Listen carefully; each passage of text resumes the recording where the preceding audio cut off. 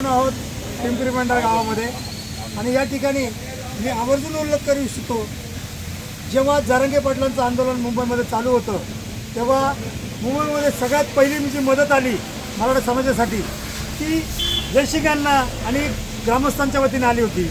त्याचबरोबर पाऊस चालू होता त्यावेळी रेनकोट आमचे सोपानदादा यांच्याकडून दिले गेले होते।